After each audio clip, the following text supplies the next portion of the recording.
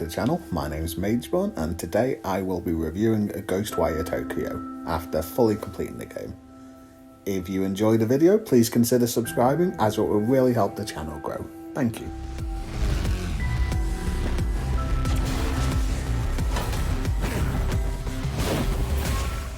Ghostwire Tokyo is very much Japanese anime inspired. If you're a fan of anime, you will enjoy the story in Ghostwire Tokyo. I like a lot of different anime, so I enjoyed the story and the anime tropes it uses. I normally watch my anime in Japanese with English subtitles, but I did have to switch to English audio for this game as I could not read the text and concentrate on combat. However, the English voice acting is done excellently and I don't feel like it took away from the story at all. Ghostwire Tokyo is advertised as a horror game, however I am a big baby when it comes to horror. I really don't like it, so I was worried that this game would be a bit too much for me. However, the horror in Ghostwire Tokyo was not something that bothered me. I think that because I was able to fight the ghosts and beat them, toned down the horror a lot. The story has some really well done emotional moments. You really feel what the character is feeling and the choices they have to make.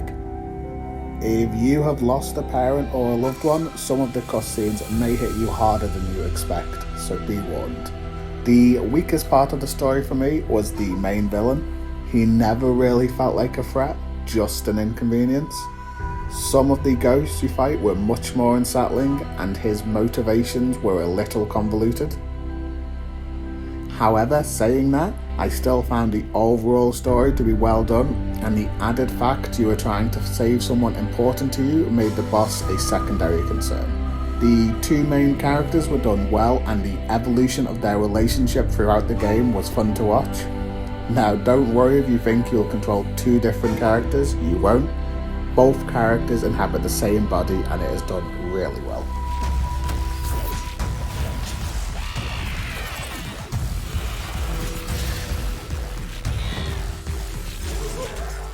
As with most recent games, Ghostwire Tokyo looks great. I have never been to Tokyo, but I feel like I have now that I have played Ghostwire.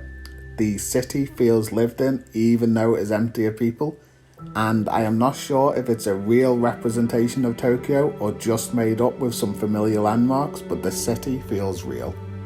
The character models are anime inspired and have the familiar anime look to them. Some of the enemies are truly unsettling and some are meant to be creepy, but I did not find them so. The headless little Japanese schoolgirl I imagine was supposed to be scary than I found her, but I guess everyone is different and will have things that make them uncomfortable that others may find humorous. As this is a Japanese game, get used to talking to cats and dogs. The graphic style for these portrays them perfectly. The dogs are all cheerful and just want to help, and the cats make you feel like you're wasting their time talking to them. Pretty much how both animals are in the real world. The spell effects in combat are done really well and each type of spell has its own feel and look. The enemy attacks are easy to read and you know what you need to do to avoid them or interrupt them. There was one aspect of the game I really enjoyed, and it may just be me, but at certain points in the game you have to unseal things. To do this you have to cast a rune to break a seal. You do this by making a rune with your controller stick. It really makes you feel like you're casting a spell.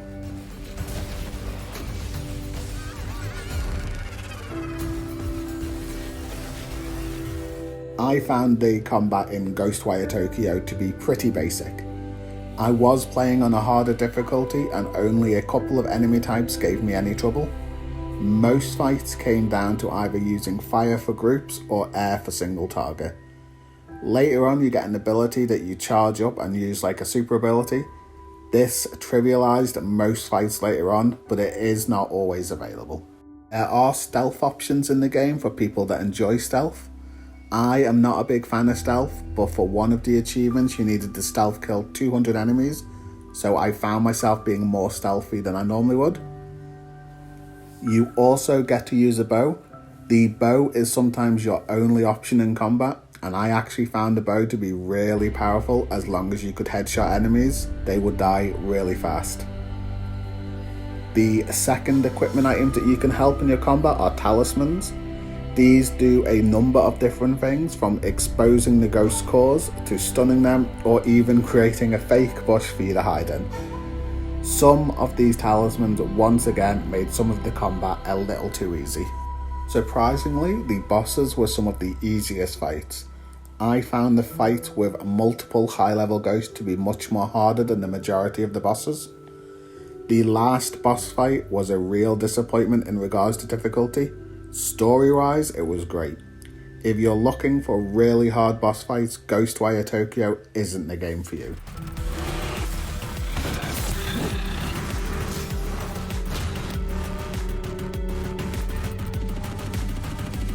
In Ghostwire Tokyo, you gain experience from killing ghosts and from doing quests and other side activities. As you level up, you receive skill points you can spend on 3 different trees. The first tree is your basic abilities such as gliding through the air or ripping cores from ghosts. As you spend points on these skills, they will improve. For instance, you will rip out cores faster or glide for longer. The second tree is your weavings, wind, fire and water. Spending points here will increase the damage of your abilities or add different functionality such as larger area of effect damage or more shots firing. The third tree is equipment, such as how many arrows you can carry and how many talismans you can have. Spending points here increases those values. I like game to have some sort of progression system, as it always gives you something to build to and your character is always getting a little stronger. Ghostwire's progression system is simple to understand and impactful enough to be worth investing in.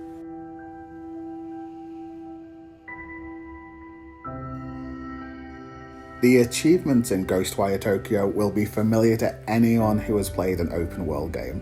There are the general combat and story related achievements, and then there are the multitude of collectibles. The combat achievements are all pretty easy to do. Just check the achievements before each play session and pick a couple to aim for and you will complete them pretty fast. Now the collectibles are completely overkill in Ghostwire Tokyo. For reference, I finished the game after about 15 hours and that was while completing all but 2 of the side quests. I collected nearly 50% of the spirits within the world and I went out of my way to collect all items and collectibles I saw. Now, to mop up the collectibles after that, you're looking at another 35 hours or so. So 50 hours in total for 100%. If you enjoy collectible hunting, this is definitely the game for you. But I am not a fan of following guides to find 20 hours worth of collectibles. So for me, I would advise people to skip this 100%.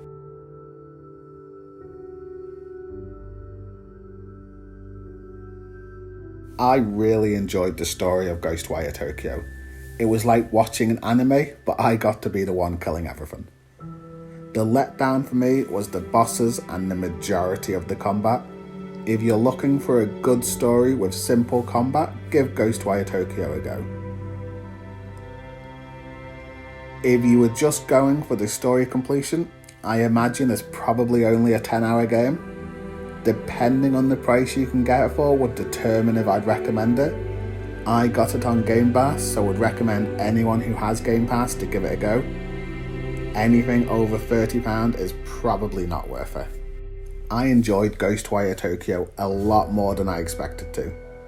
I'll be scoring it based on it being a Game Pass game. I would give the story a solid 9, but the combat a 6 or a 7. So overall, I think it's fair to give Ghostwire Tokyo a haunting 8 out of 10. Thanks for watching, and if you have a game you would like me to review after completion, leave it in the comments below.